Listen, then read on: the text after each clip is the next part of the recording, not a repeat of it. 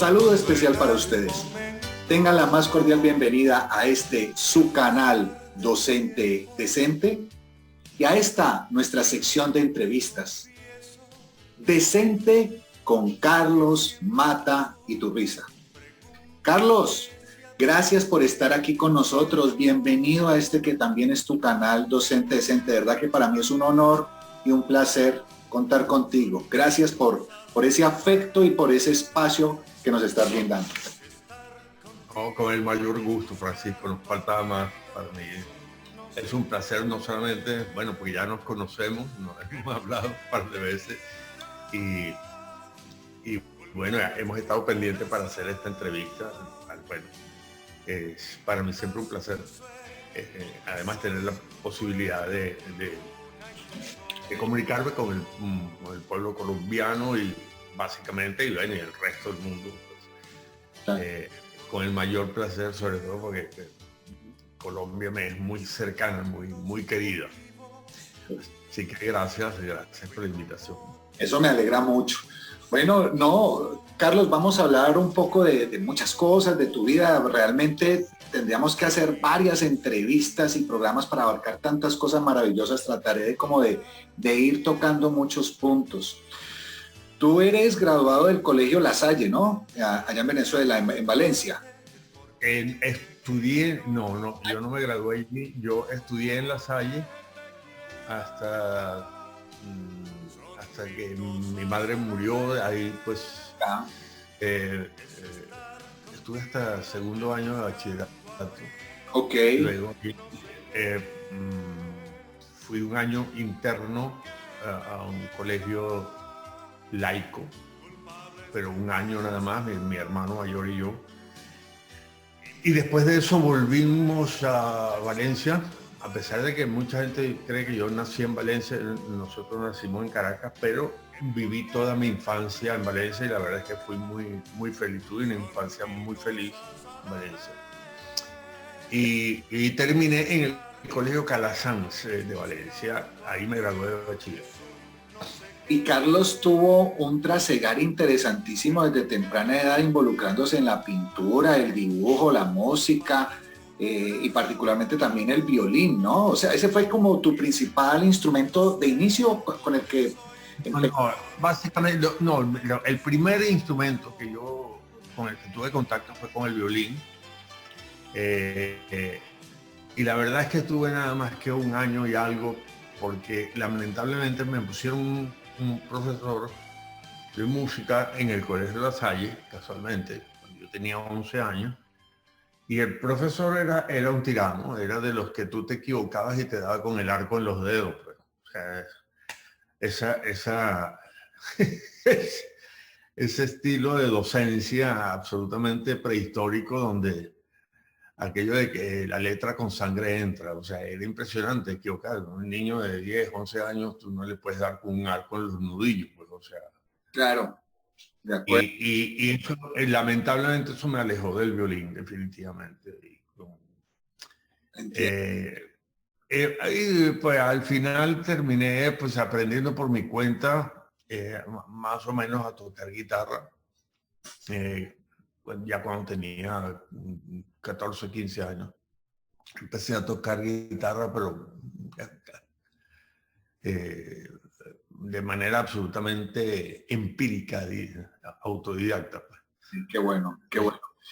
Y bueno, en mi casa todos, de alguna manera, mi hermano mayor sí tocaba piano, mi hermano el médico también tocaba piano, arpa llanera, pues le gustaba, pues, o sea, un hermano que tengo que es cirujano oncólogo, que es presidente de la Sociedad de Oncología de Venezuela actualmente. Tony, pues no sé si estoy equivocado, pero ustedes son como numerosos en cuanto a hermanos, ¿cierto? Sí.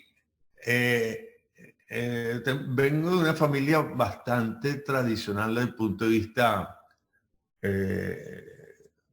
por un lado, ético, moral, o sea, es decir, una familia de principios por el lado de los Mata y por el lado de los Iturriza, y muy religiosa de ambos lados. Sobre todo en la parte de los Iturriza, o sea, por los dos lados de la familia hay monjas, hay sacerdotes, inclusive por el lado de Iturriza, Monseñor Iturriza, que fue obispo de Coro,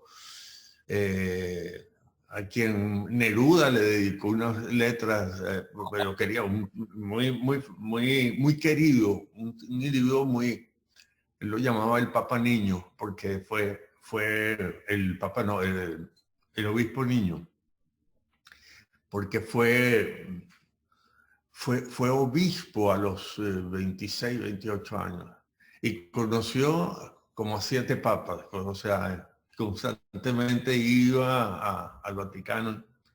Bueno, él fue el que me bautizó, el que me dio la primera comunión, el que me casó, mi primer matrimonio, etcétera.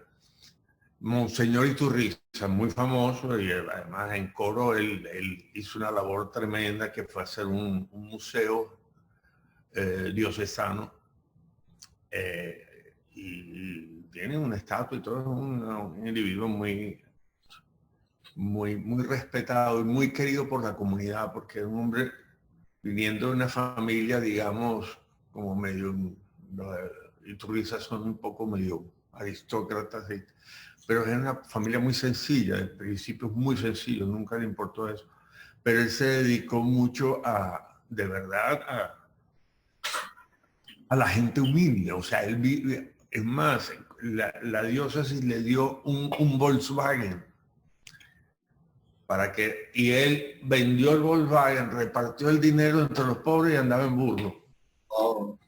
De pueblo en pueblo, sí, además de muy alegre, era un individuo de 1,82 m, muy llamativo, y tremendamente simpático. Entonces lo adoraban en los pueblos, en todos los pueblitos, en los caseríos. Era de un gran corazón y de una alegría sana, bonita, pues, un tipo muy particular. Pero de hecho yo iba a ser sacerdote. Ah. Bueno, esa era mi intención. Menos mal que no lo hice. No, sí, imagínate, lo que nos hubiéramos perdido, Carlos, por Dios. No, de lo que se salvaron. Carlos, ¿y entonces ustedes son más o menos como 10 hermanos? ¿11? 7 del primer matrimonio. Ok, ok, Mi ok. papá, Luis Mata, se casa con Bellita. Bellita le decía a todo el mundo la conocía por Bellita, porque era muy bonita de chiquita, pero muy bella persona, muy dulce. Y tu risa, ella se llamaba Carmen Evelia, pero todo el mundo la conoce por Bellita y tu risa. Yo me he encontrado con gente en España, en Italia, que yo estudié con tu mamá, hijo, cuando éramos en el TEC. Y eso del control de la natalidad, no creían en eso. Entonces fuimos 7. Ya, ok, ok. Mi mamá muere muy joven, mi mamá murió de 35 años. Muy Mi joven. papá se volvió a casar después de 1 año y medio, algo así. Y yo creo que se casó por eso, por la desesperación de tener 7 hijos y no hallaba como. Y entonces tuvo tres hermanos más. Tenemos 3 hermanos más del segundo matrimonio de mi papá. Oiga, casi un equipo de fútbol, hombre, por un pelito. Casi un equipo, ¿Perdón? casi un equipo de fútbol, por un pelito. Árbitro y todo. Eso. Tu padre además ingeniero mecánico, ¿no? Sí, él estudió ingeniería mecánica en Estados Unidos, pero realmente se dedicó, bueno, no ejercía directamente, se encargó de una de las sucursales de Matas y Fontes, una de las empresas de mi abuelo, que era de perforación de pozos de agua y de venta y mantenimiento de pozos y bombas bombas de agua, pues bombas de extracción de agua. Ya. Por toda Venezuela, Italia. Entonces él manejaba la sucursal que tenían que saber de motores y de todo eso. Pero realmente no ejerció directamente como ingeniero mecánico. Ya. Porque sí, tenía que saber de eso. Porque sabía perfectamente cómo funcionaban, desarmaban y armaban las bombas y tal, pero mi abuelo era un poco impositivo en ese sentido. Pues a cada hijo le decía lo que tenía que hacer. Ya. Carlos, y ahora que hablaste también de tu hermosa señora madre, hay algo que pues es muy importante y que pues, si quieres sería bonito dialogarlo un poco, pues saber si entendí bien que pues realmente la pérdida de tu mamá, que fue algo muy doloroso, realmente a veces pasa que cuando uno tiene pérdidas sensibles, por alguna circunstancia uno no logra hacer el duelo de la manera apropiada, por X o Y razón, se contiene, en fin.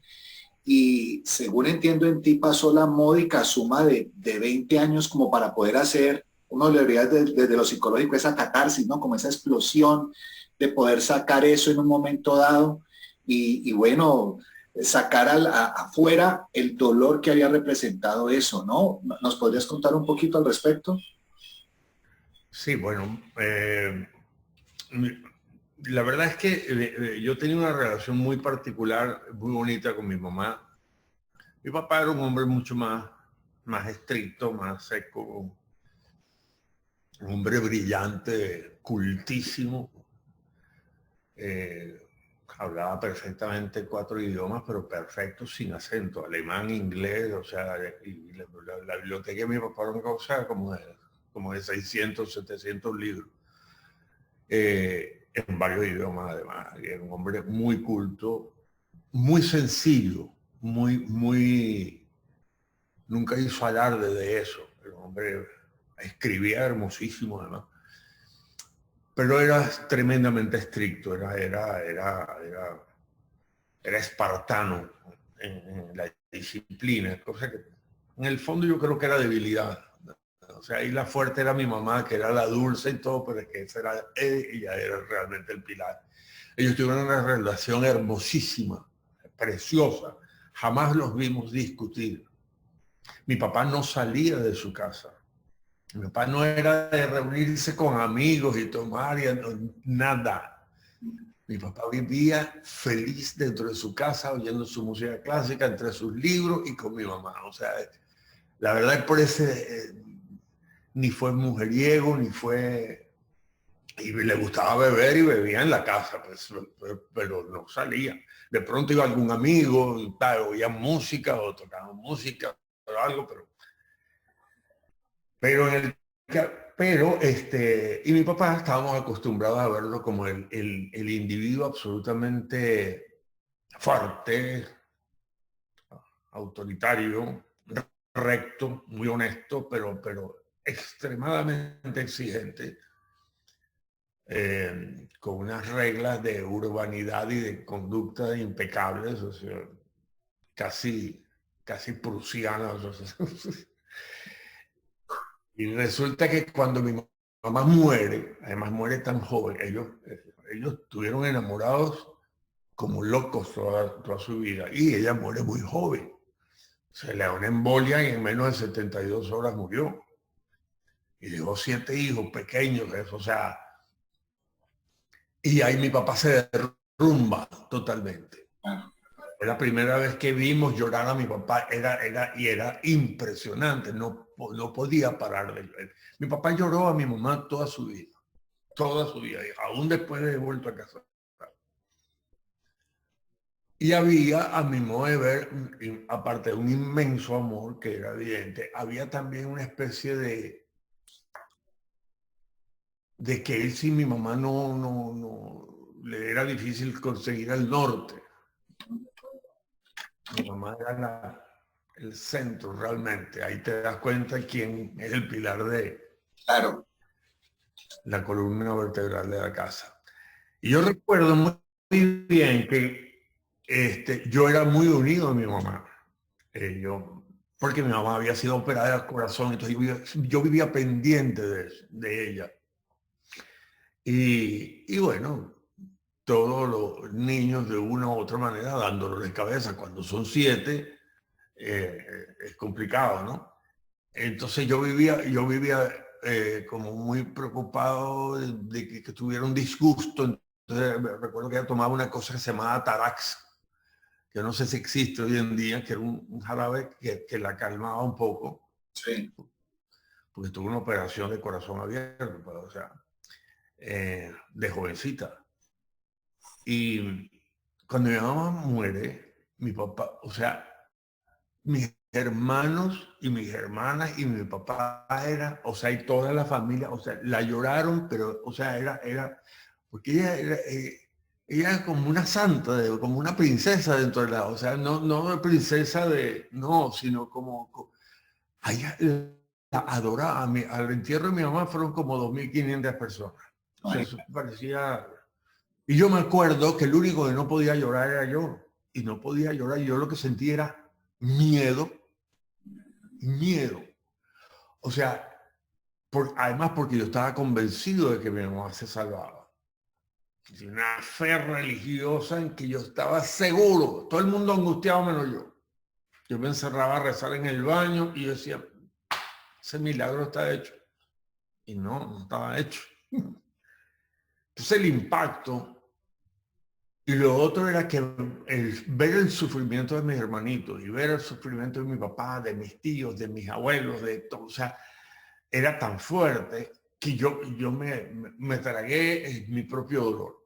Yo recuerdo que en el momento en el cementerio, cuando están enterrando, mi hermano mayor, que era para ver Superman, sí, pues no quiso ir al entierro, no podía, no para, yo no quiero ver eso.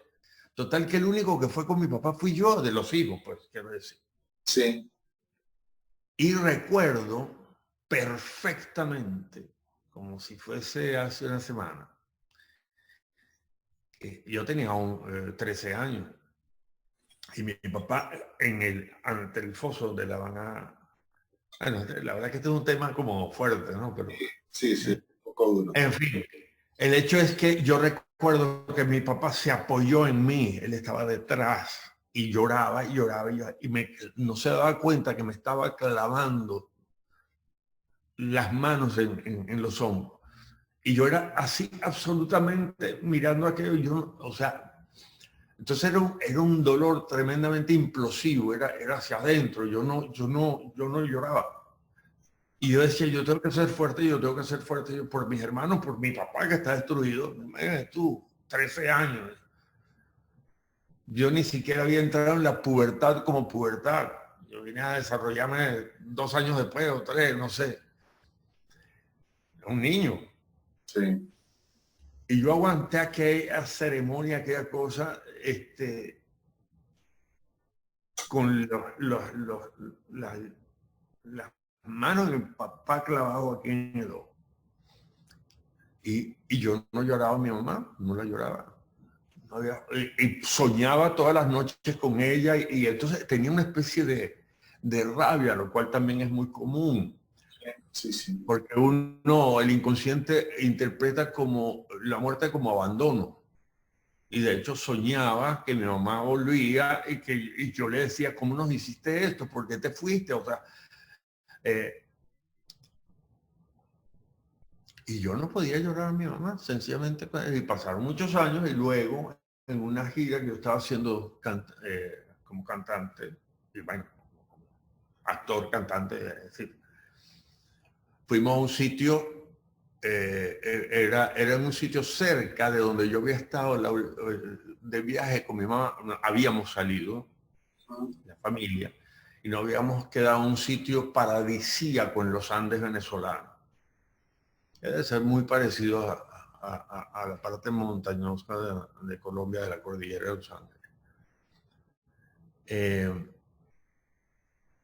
En un sitio hermosísimo, un hotel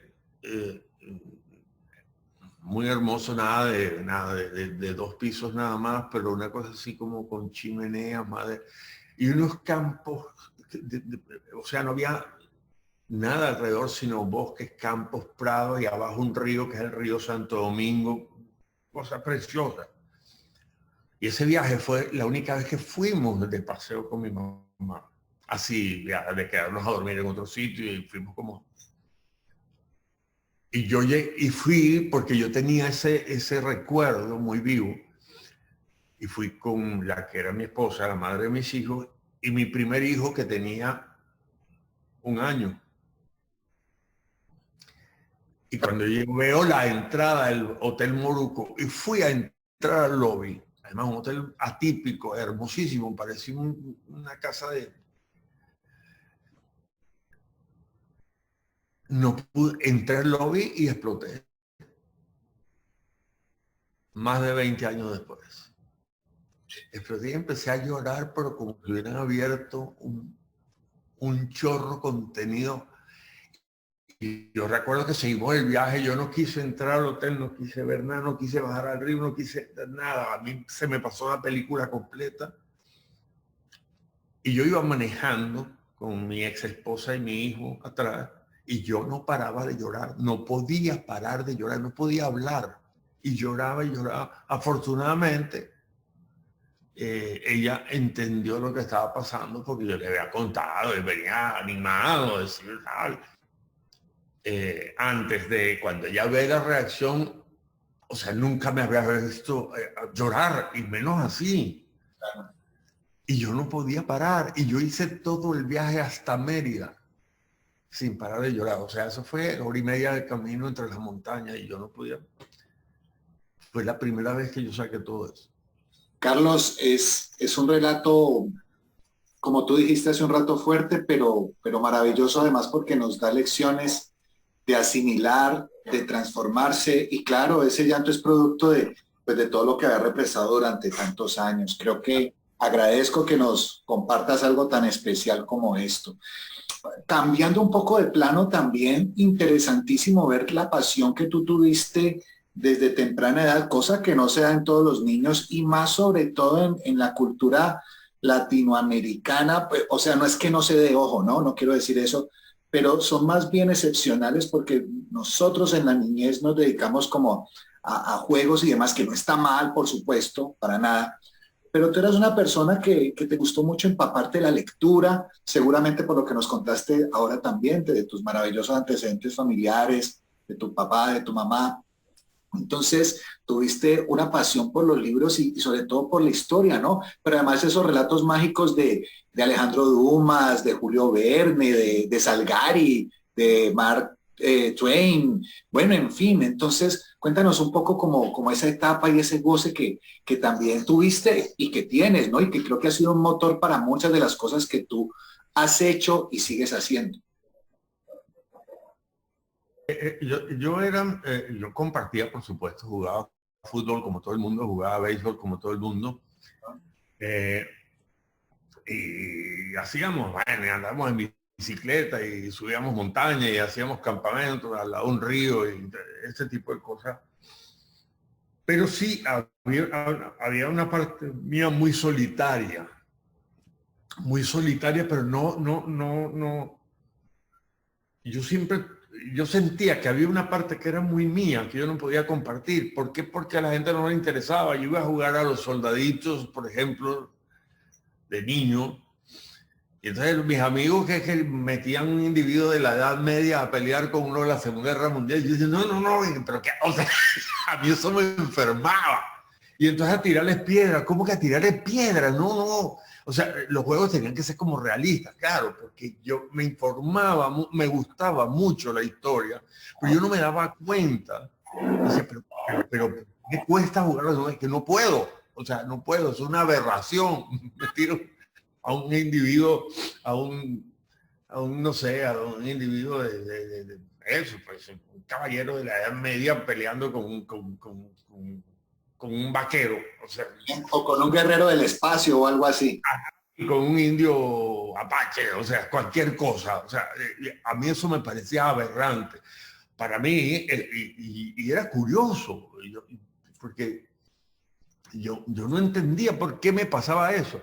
Y tendría mucho a construir mis propios juguetes. Me gustaba mucho la parte creativa de eso. Yo, por ejemplo, iba a jugar con los soldaditos, por decir algo, y entonces recreaba el Álamo, por ejemplo.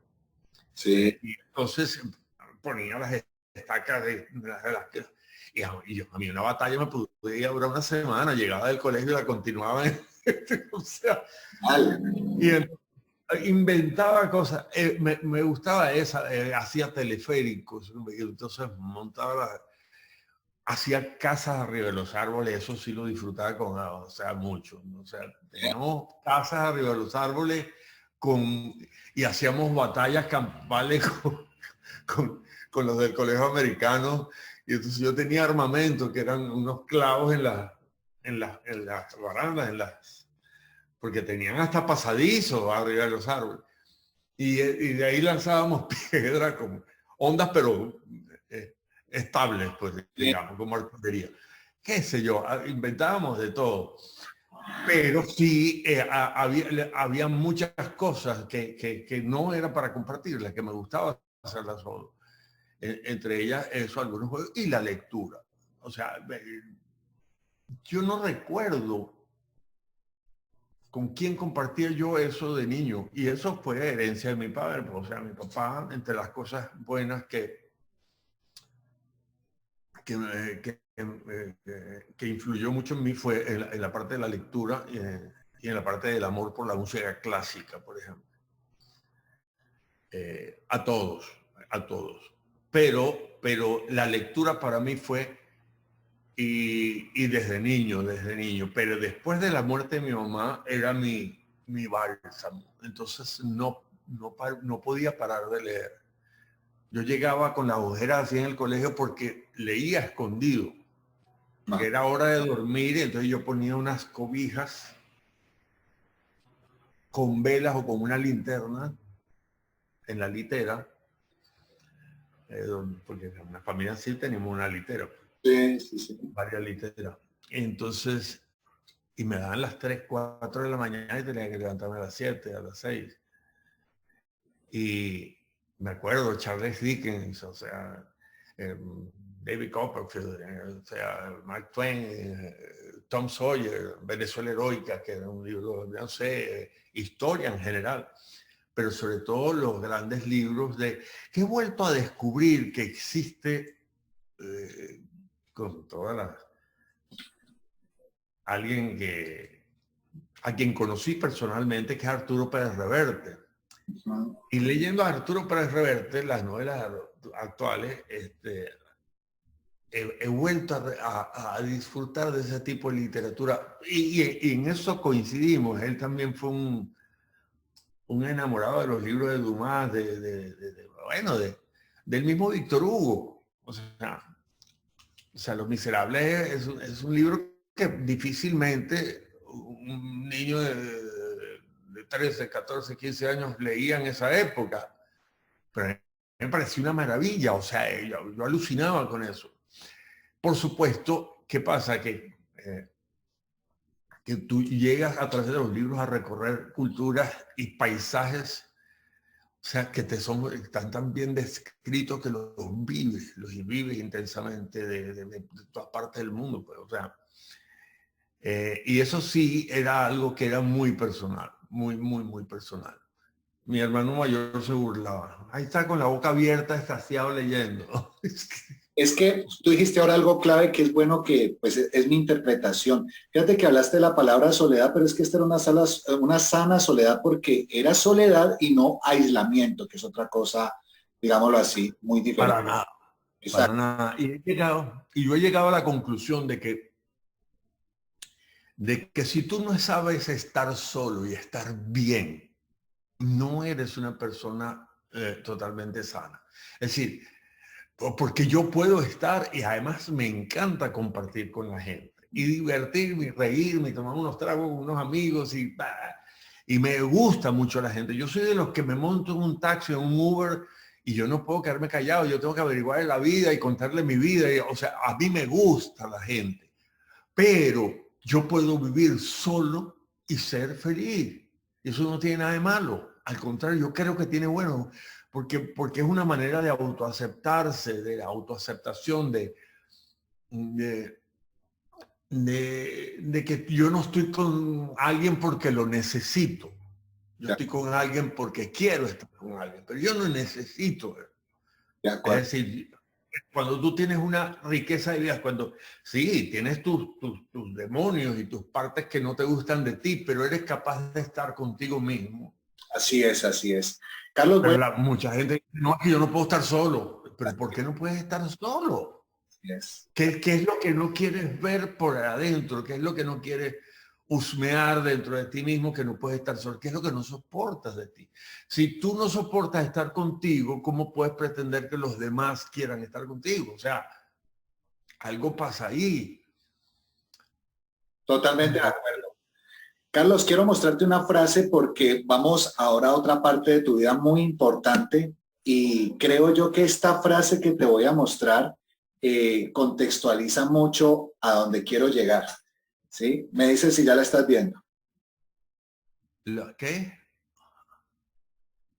Ah, ok, sí. Entonces, la frase es de Jean de La Fontaine, que fue pues un maravilloso fabulista, escritor francés. Y la frase dice, a menudo encontramos nuestro destino por los caminos que tomamos para evitarlo. Tomo esta frase porque hay un momento muy particular en tu vida que me llama muchísimo la atención y que además es hasta divertido. Me encanta la forma en que tú lo cuentas. Y es cuando ya estando, si no estoy mal, ¿no? En la universidad, un amigo tuyo te dice, Carlos, acompáñame que voy a hacer como una audición para teatro, no sé qué. Y bueno, y tú fuiste, lo acompañaste, pero pues tú no estabas buscando absolutamente nada, ni un involucramiento en estas artes, no es que... Y de hecho, vamos a ver que en otros momentos de tu vida estás buscando otra cosa, pero el destino te lleva a lo contrario. Y por eso quise poner esta frase. Entonces, cuéntanos un poco esa experiencia que tuviste.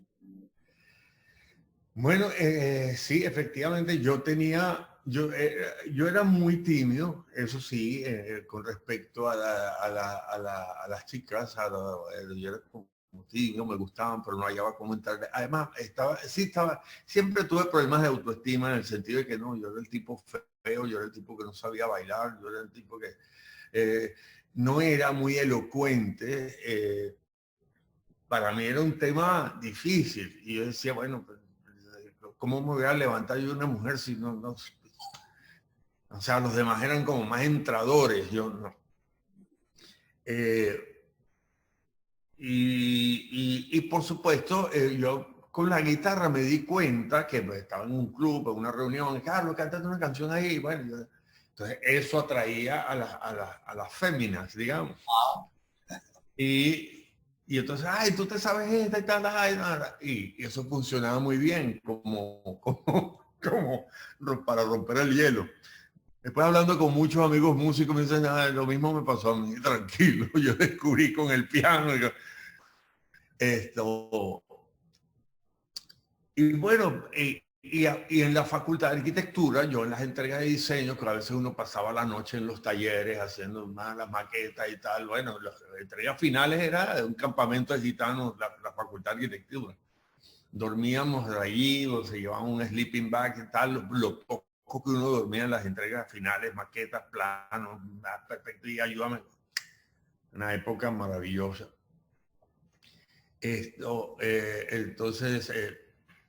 Entonces tenía el vínculo con la música, siempre lo tuve. Pues. Y este muchacho, compañero de la facultad, me dice, ¿puedes venir conmigo? Que estoy nervioso. Porque... Perdón, tengo una audición para una comedia musical rock que era Gospel. Una obra famosísima que se hizo la película de Broadway. Le digo, bueno, sí, ok. ¿Y cómo es eso? Bueno, es como Jesucristo Superestrella, pero en comedia, pero ajá, ok, vamos. Y yo fui y tenía curiosidad porque era musical, porque era musical. Y cuando yo vi el ensayo, o sea, estaba ensayando el elenco que iba a estrenar en 15 días. Y yo veo aquello y me pareció espectacular, o sea, la banda en vivo, los tipos, o sea, lo divertido, la cosa, cómo se... Decía, bueno, esto es como una ópera, como una zarzuela, no es así, pero en rock, es sabroso, que maravilloso. Yo era rockero, como Dios manda. Y Y bueno, él termina su audición, no sé cómo le fue y tal. Y entonces el director, Levi Russell, que murió hace 2 años, le dice, tú, el de pelo largo, el que está allá en el fondo. Yo estaba en un teatro que era una cosa sacada del cuento, porque parecía el Mago de Oz, en una casa antigua, una zona muy, muy bonita de Caracas, que lo convirtieron en teatro. Era hermosísimo, hermosísimo, con jardines, cosas, pinturas, grafitis bonitos por todos lados, en todas las paredes. Era una cosa muy bonita. Y yo volteé a decir, no, entonces yo le decía, no, es que lo que pasa es que yo vine fue porque no te oigo, proyecta la voz, o baja. Y esa cosa no piensa. Entonces yo bajé fue a explicarle, no, mira, lo que pasa es que...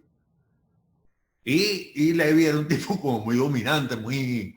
Y dice, tú cantas, dame una canción ahí. Entonces le hice a la banda, tremendos músicos todos, ¿qué canción? No me acuerdo de qué canción le pedí, una de los Beatles o de no sé qué canción le pedí. Entonces los tipos te sirven este tono, dale. Y canté la cosa, pues, porque, bueno, nervioso por toda la situación, pero bueno, era algo que yo hacía más o menos normalmente. Muy bien, ahora hazte un ejercicio de improvisación de actuación. Y yo, ¿ok? Bueno, ¿no viste lo que estábamos haciendo? Haz algo así parecido. Y esas cosas, yo temblaba del susto, pero no me atrevía a decirle que no. Es una cosa totalmente disparatada. Entonces me dijo, mira, la parte musical no tengo ningún problema, pero en la parte de actuar, o sea, yo he visto ejercicios malos, pero esto es de los peores que he visto. Pero me dijo, pero tú tienes mucho talento para esto. Oh, tú tienes talento, hazme caso, quédate. Y me quedé. Y bueno, ahí desde ensayar, desde etcétera, me aprendí la obra de memoria, me estrené mucho después, pero cuando yo estrené, al poco tiempo cerraron la obra porque, bueno, ya tenía más de un año en cartelera y empezó a tener, ya el que financiaba la obra, el productor general, era un hombre que tenía mucho dinero y amaba el teatro, pero quería montar otra cosa. Pero fueron años llenos todas las noches y además el otro elenco en donde yo estaba girando por distintas ciudades, inclusive fuera de Venezuela.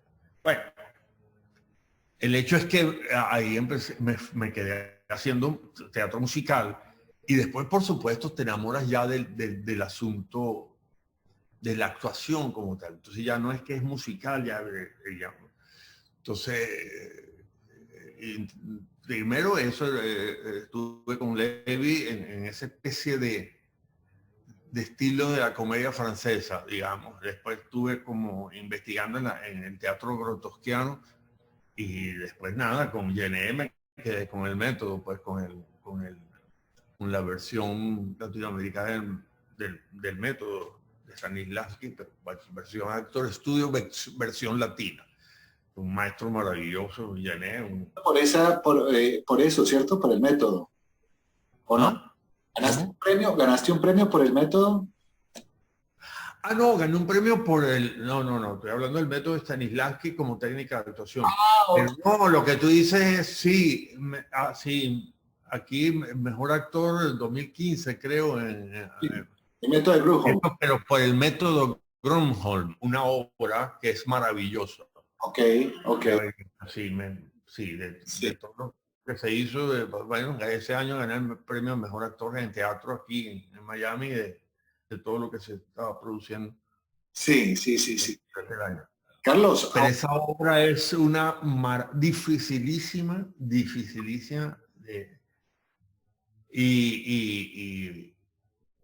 pero esa obra es una delicia, el método Grunholm. Se hizo una película luego. Sí, una película española, ¿no? ¿Ah? Una película española se hizo en su momento. No, sí. No sé si española, sí. Yo sé que se hizo en cine. Sí. Pero eso es una maravilla de obra, de verdad. Es Claro. inteligentísimo. Y tú tuviste entonces, claro, yo diría que a partir de esto que están narrando, pues voy a decirlo así, hubo ya una explosión de muchas cosas, porque claro, esas artes escénicas, pero además musicales, te llevaron como a la versatilidad de lo que se fue dando poco a poco. Por dar datos, ¿no? Más de 25 novelas de televisión que además han rodado y parece que en algunos países todavía ruedan en más de 60 países de nuestro planeta. Y además, no solamente en español, sino traducidas a varios idiomas. Entonces, esto hablándolo desde la parte actoral, pero tengo entendido además, y es claro, que en muchas de las novelas tú también has trabajaste la parte musical, que es el tema principal de la novela y demás. Entonces, has gravitado siempre de manera muy interesante en algo que no todo el mundo se da el lujo, ¿no? Hay muy buenos actores y qué bueno, o hay buenos músicos y qué bueno, pero yo creo que son pocos los que manejan las dos cosas y tienen resultados tan especiales y captan tanto la gente. Eh, Incluso, pues no sé, esto también me pareció fantástico, este dato. En su momento en Venezuela fuiste a ser considerado el tercer producto de exportación en Venezuela, por Dios, que también me parece algo... Eso fue una investigación que hizo el IESA, que es el Instituto Superior, y, como el Instituto, el IESA es el Instituto Superior de Estudios Administrativos y es una institución muy seria y es una referencia para toda la industria de todo. Y ellos hicieron eso, un testeo fuera de Venezuela y estaba el petróleo como me imagino que es una especie de marketing, qué opinan la gente en el mundo entero sobre Venezuela, y nombran de primero el petróleo y de segundo no sé qué otra cosa y tercero yo, o de segundo yo y de tercero no me acuerdo. Pero lo que pasa es que eso es cierto.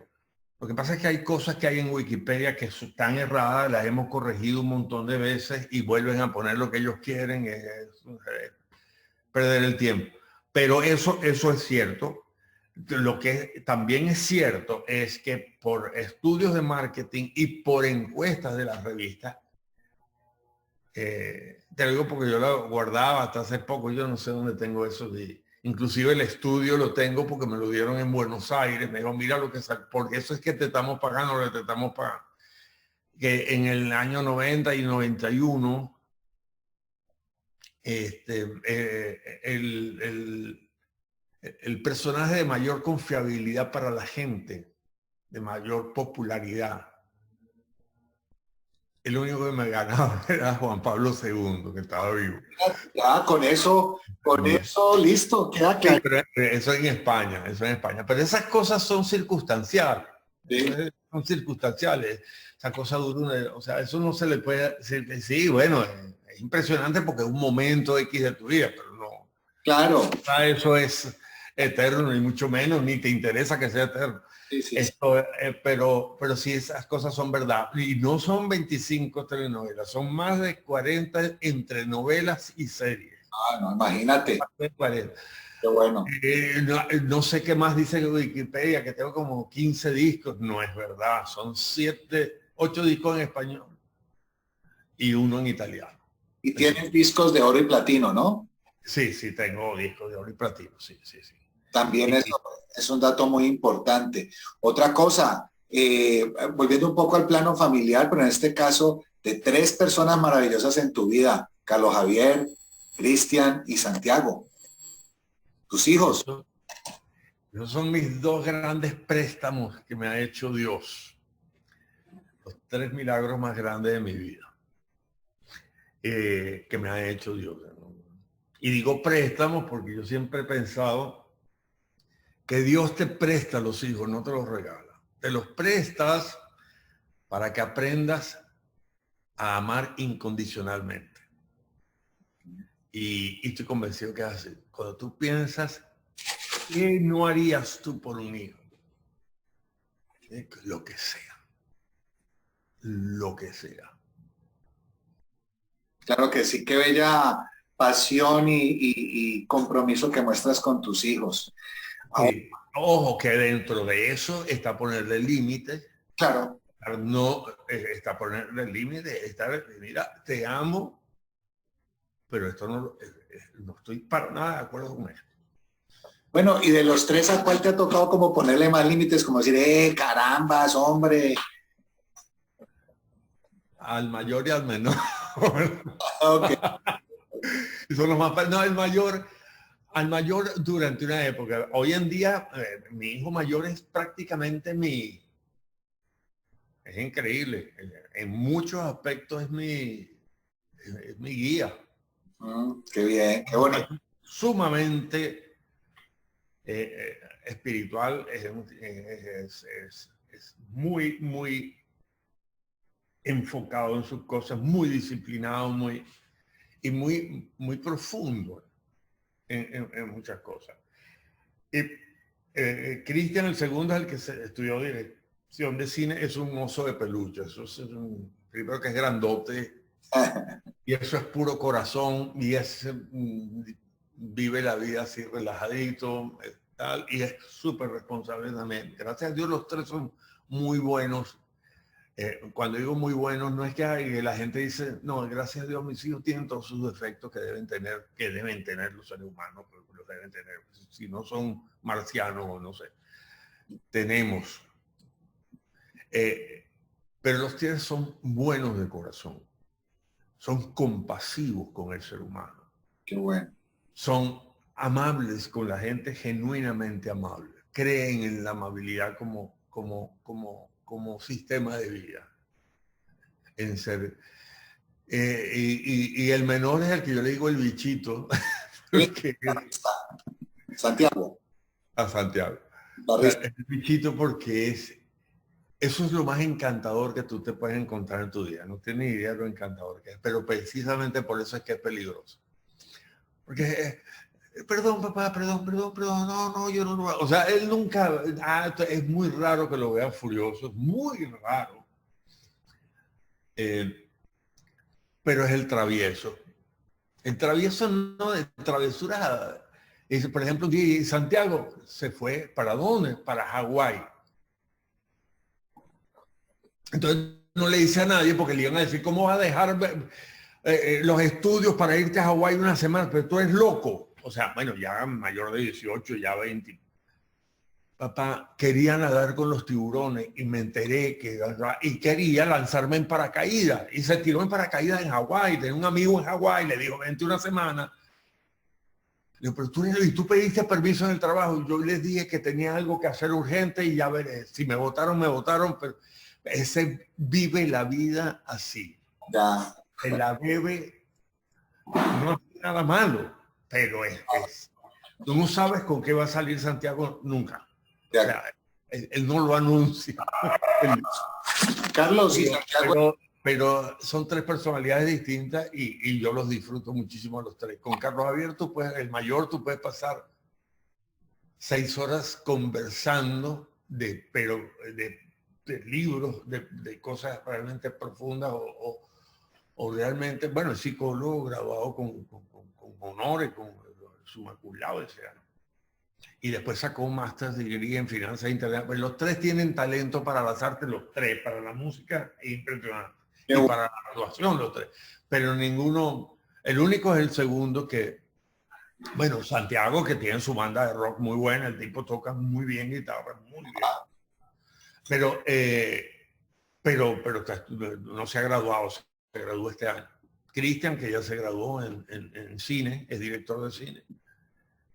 Y los tres actúan en los propios proyectos de Cristian. Él mete a sus hermanos porque los dos son ya veteranos en la actuación. O sea, Qué bueno, qué bueno. pero no les interesa como carrera la actuación. Le tienen mucho recelo a ser actores porque los tres tuvieron madre y padre en la actuación y esas separaciones al mayor le han salido telenovelas desde que era niño y no las aceptaba. me le tenía bronca a las telenovelas. Carlos, tú has hecho muchas cosas. Es que, por ejemplo, has sido docente, por dar un ejemplo, ¿no? Pero además, por nombrar otras cosas, tuviste también un momento donde fuiste presentador y entrevistador de un programa, ¿no? Que se llamó ¿Pero esto qué es? Y allí tú tuviste, pues me parece a mí que esto es fantástico, la oportunidad de entrevistar personas como Joe Cougar, como Whitney Houston, la propia LaToya Jackson, Duran Duran, The Beach Boys. Y una entrevista que me parece también, no sé si fue en ese programa o fue en otro contexto, que me parece muy importante haber tenido esa experiencia, es con quien en paz descanse, con Camilo José Cela, el Nobel de Literatura. ¿Cómo fue esa faceta de entrevistador y como con tantos contrastes y cosas tan interesantes? Sí. Bueno, realmente fue una propuesta que me hicieron en España, pero ¿esto qué es? Y me dieron un segmento de un programa de la radio española. Y del canal de televisión española tenía esto que es. Luego estuve en Telemadrid uno que se llamaba Intimatamente. Ya. Era. También tuve uno en Venezuela que escribía yo, se llamaba Noche de Perros, muchos años después, que fue un exitazo impresionante, que era un programa totalmente machista, que en el fondo era antimachista, por supuesto. Claro, claro. Pero ahí, bueno, también la pasé súper bien y lo escribía. Yo tenía mucho de humor y tenía la otra parte que era borderline, pues pasaba de un lado al otro bastante. Sí. Y con una banda en vivo, o sea, era genial. Realmente tuvo muchísimo éxito.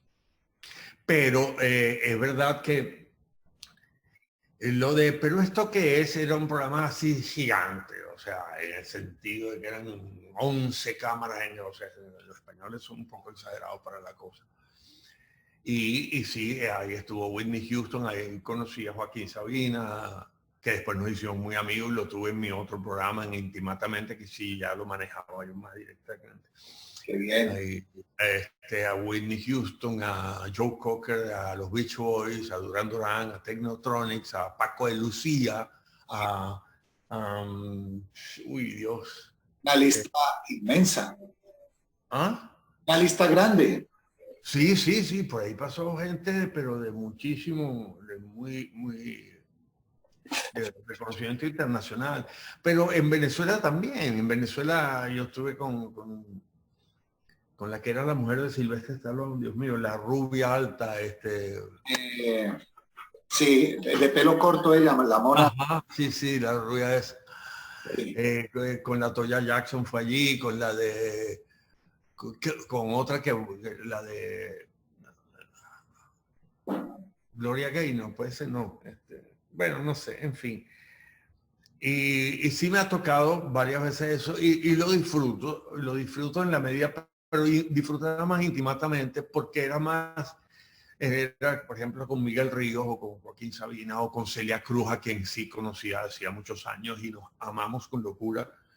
Y ahí estuvo Camilo José Cela, estuvo Azúcar Morena, estuvo José Luis Perales, estuvo... Uy, Dios. Ya se me olvida. Una lista. Incluso Claro. una lista gigante. Y Camilo Cela estuvo, sí, premio Nobel de Literatura española, que fue una cosa muy, muy loca. Porque él tenía a su secretaria que era bastante más joven que él, que era también su compañera de vida, que era la que lo manejaba y era una mujer extremadamente ambiciosa y extremadamente... Entonces, yo siempre había una cena, por ejemplo, también estuvo Lola Flores, con quien yo tuve una relación muy bonita, pero él se acostumbraba, y con Miguel Bosé, o sea, que hacíamos una cena en su casa antes del programa Ah, para... Porque yo le decía, yo no soy entrevistador, yo no soy periodista, yo soy artista como ustedes. Y bueno, y nos conocemos mucho, muchos de ellos ya teníamos amistad de años. Saben que yo jamás voy a hacer una pregunta que les incomode, ni voy a tocar un tema que les incomode. Todo lo contrario, lo que quiero es que hablemos como un par de amigos en la sala de tu casa, eso es todo. Que en ese momento, entonces se prestaban a hacer cosas comiquísimas. Miguel Bosé dijo, bueno, perfecto, vamos a inventar una escena, aparte de la música, en donde tú eres el señor de la casa y yo soy el que te sirvo. Y se ponía el mayor. Genial. Qué bueno, porque me provoca hacer eso y tal. Genial, genial. Entonces, y Camilo Cecela, ella me dice, él era fregadísimo, era un tipo fregadísimo, pero bueno, ya estaba un poco, tendría en esa época ya 80 años, 82 años, pero que estaba ya... Y esta mujer lo dominaba totalmente, lo dominaba, pero eso... y me pasó también cuando conocí a Pérez Prado. Oh, Dios. Bueno, una muchachita que andaba con él y la tipa lo dominaba, que yo decía, Dios mío, bueno. A todos nos ha dominado alguna mujer en algún momento, pero era bueno. Y entonces, entonces le dijo, cuidado con las preguntas que vas a hacer. Y entonces, le digo, don Camilo, ¿cuál es la idea? No te pases de listo, a mí no me vas a poner trampa. Claro, porque ellos tienen cosas en su pasado que han sido escándalos o que sea. Y entonces de repente le digo,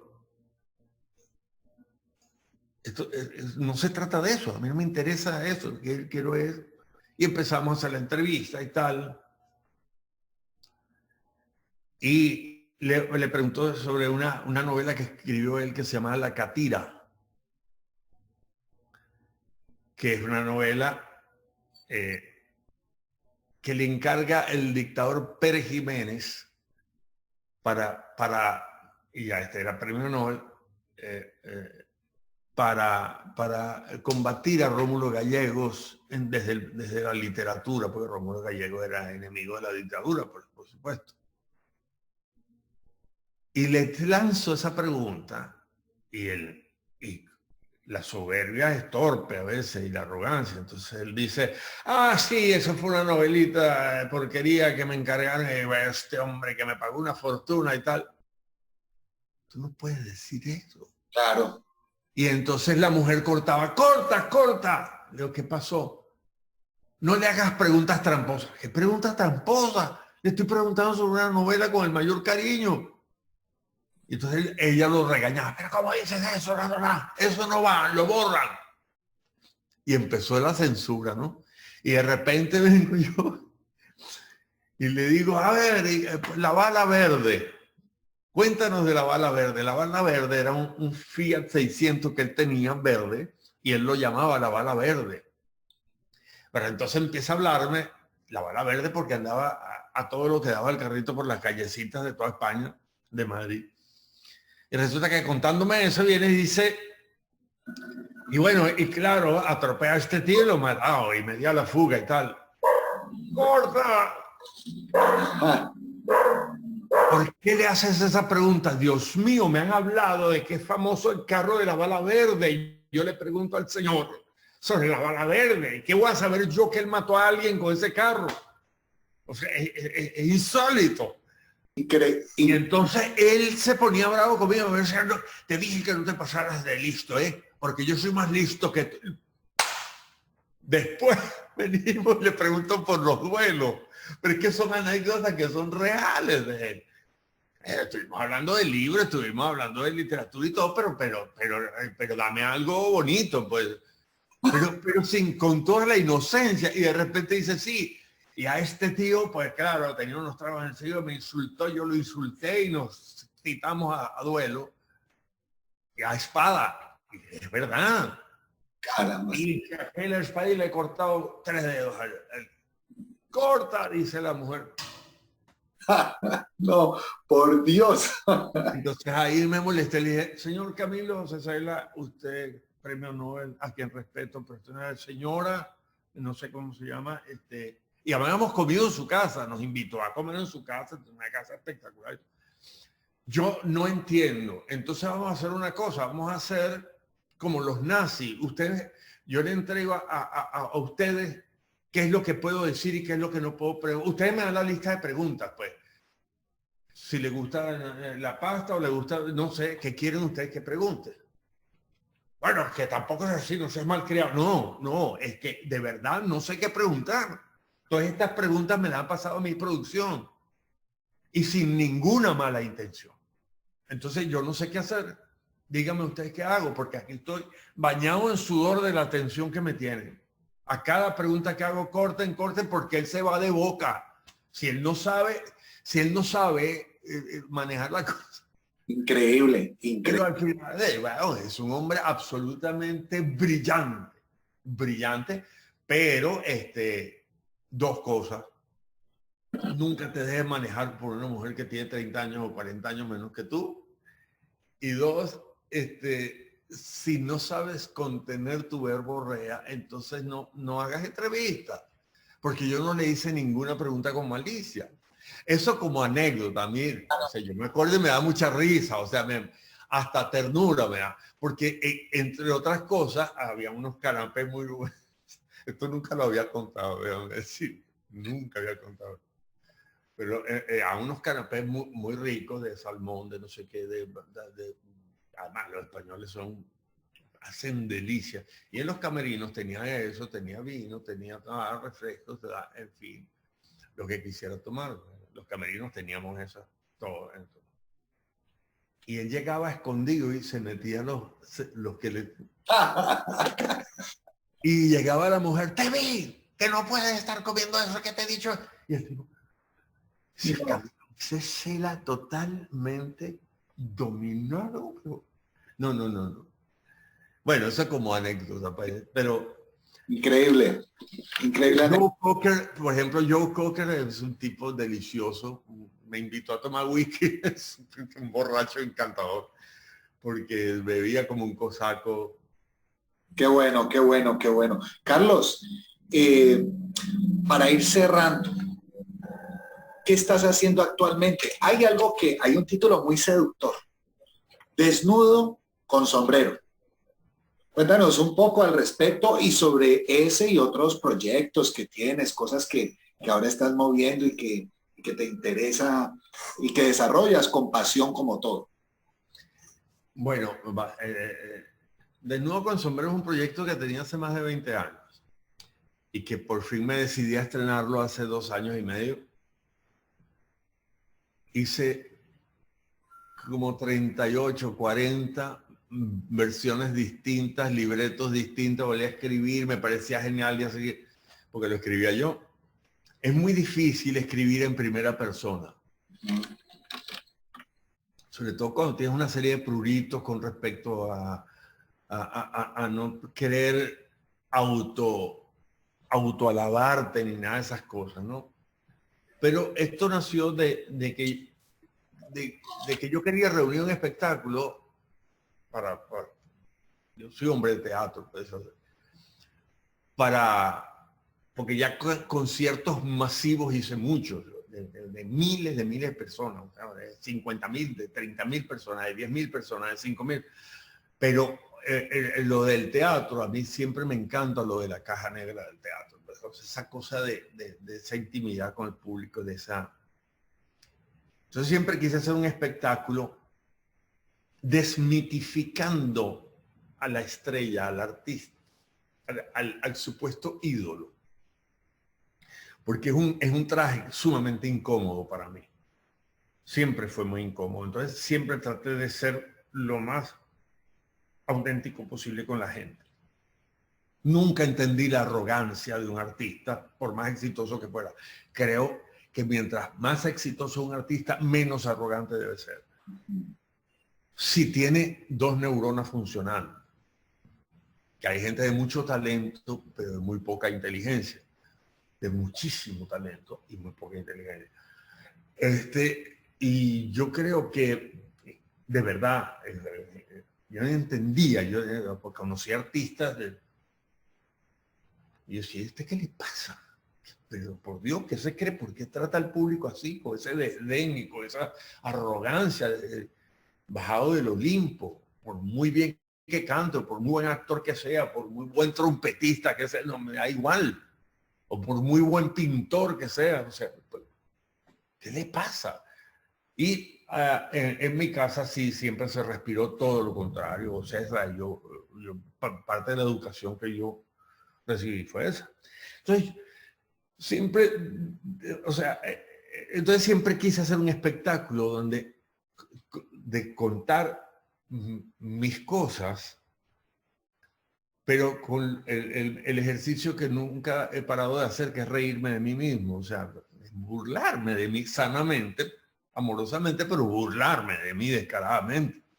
Porque me pasa mucho, las metidas de patas mías, en vez de enfurecerme, a veces yo me río y digo, Dios mío, qué tarado fui, que lo puse tan imbécil.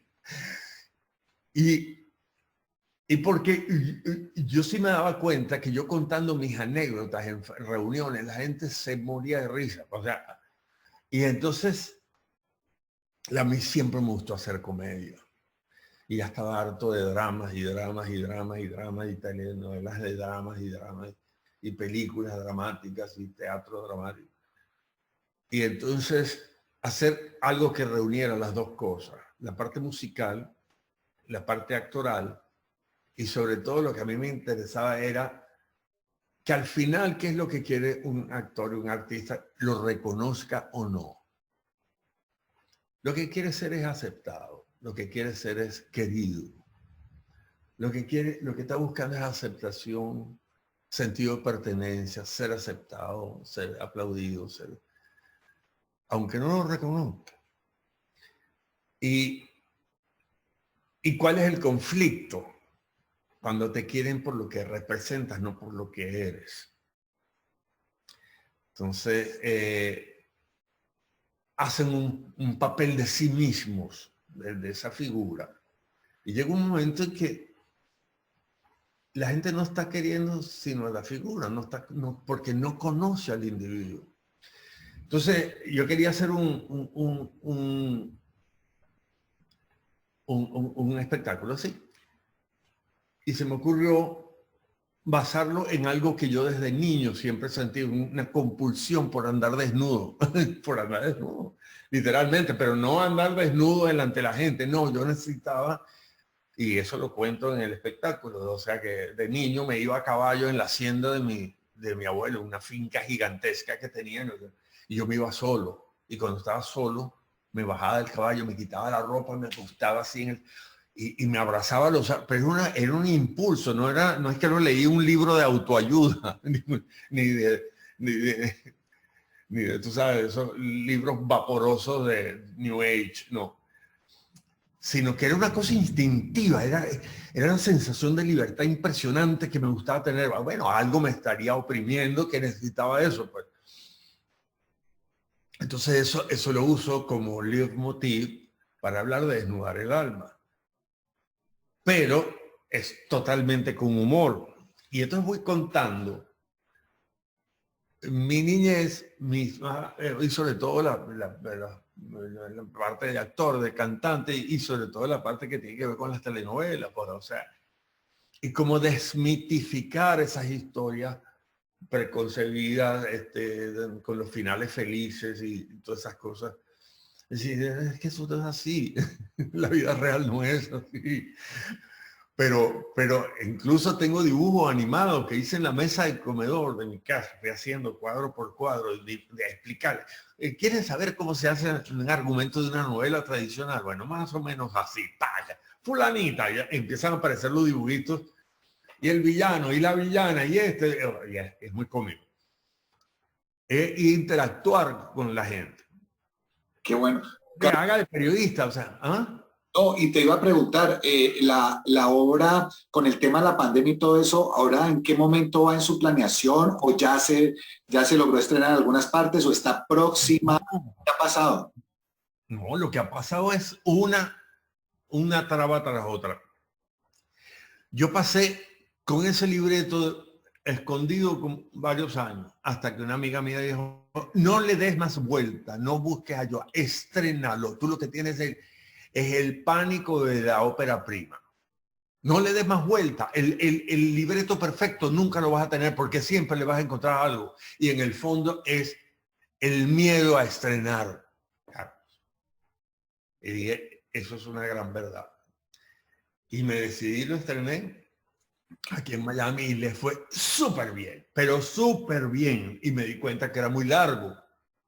Y me quedé con cosas en el tintero, pero me sirvió para eso. Y entonces lo reduje, lo presenté varias veces aquí en Miami y ya lo estaba negociando para una gira en España, en Canadá, en Texas, en Ecuador, en Colombia no todavía, en varios países.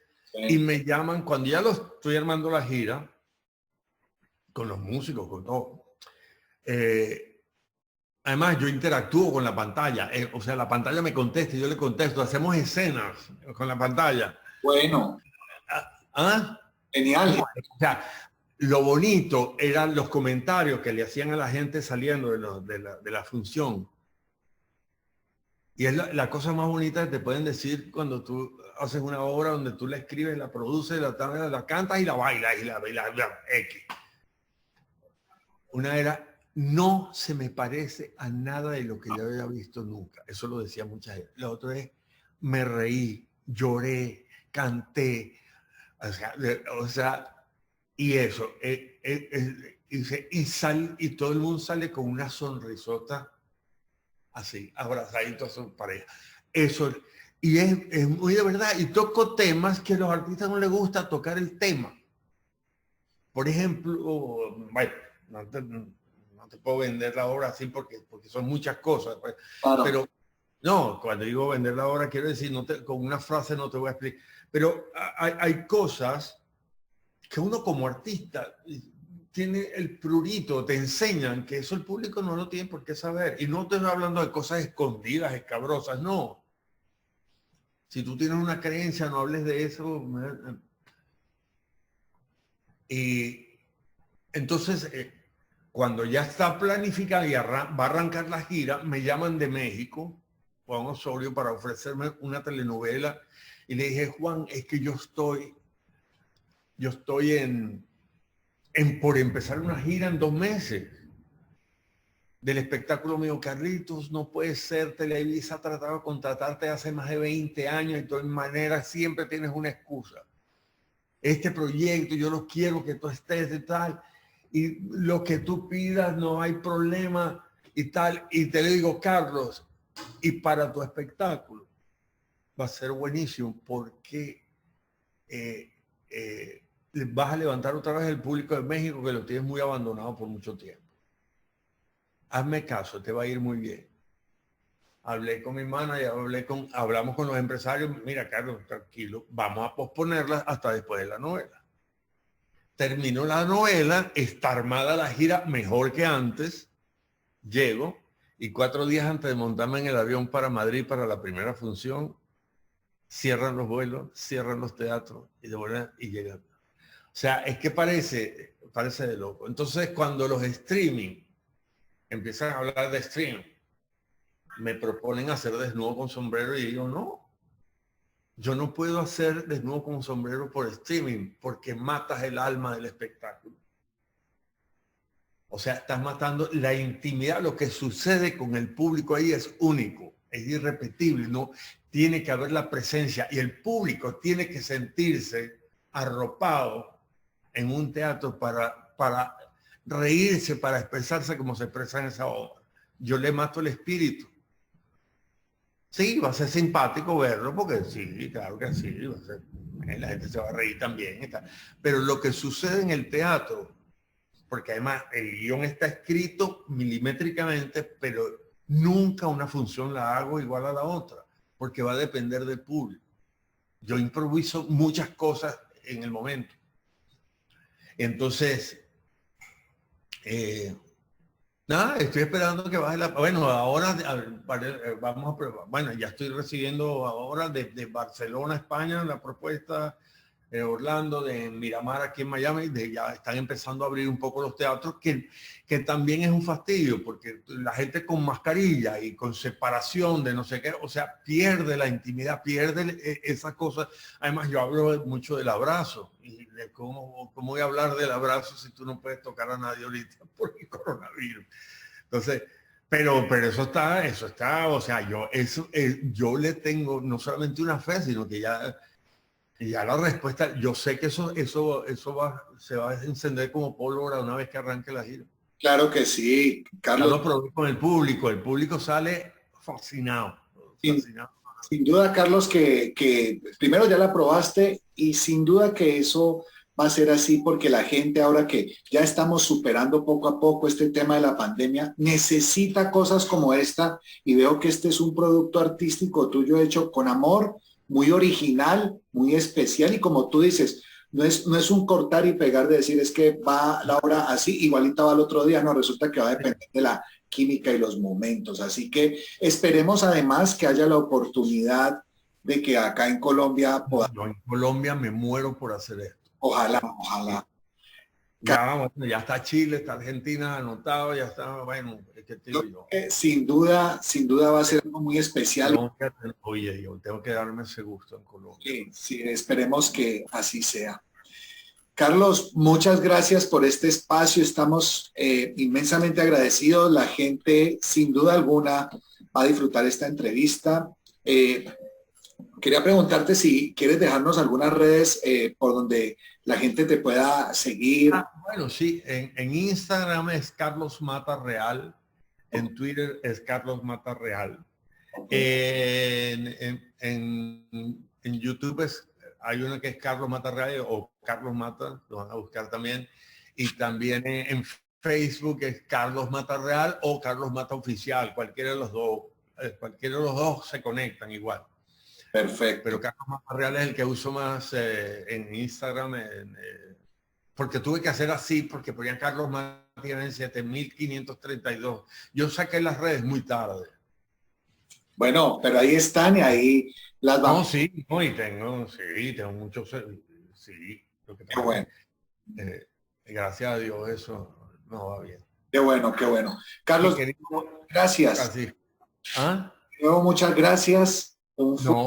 Sí. Y te deseamos lo mejor porque te lo mereces. Aquí en Colombia la gente te quiere muchísimo, te recuerda inmensamente. Y esta entrevista, de verdad que además ahora, lo voy a decir así, ¿no? En el proceso de edición vamos a meter muchas imágenes, momentos tuyos que la gente atesora, agradece y recuerda, y saber que estás con este proyecto tan maravilloso también motiva para que la gente esté unida a ti. Muchas gracias. No, gracias a ti, porque además fue una entrevista atípica en el sentido de que tiene un contenido que va más allá de la cosa frívola, farandulera, eso. Te agradezco muchísimo, Francisco, ha sido un placerzazo, sabes que cuentas conmigo cada vez que necesites cualquier cosa. Y gracias a mi querida Colombia, que la extraño, no tienes idea cuánto, no tienes idea. Bueno, Dios me los bendiga. Amén. Gracias, Carlos. Fuerte abrazo. Un saludo especial para los suscriptores y nos vemos pronto. Seguro que sí, si Dios quiere.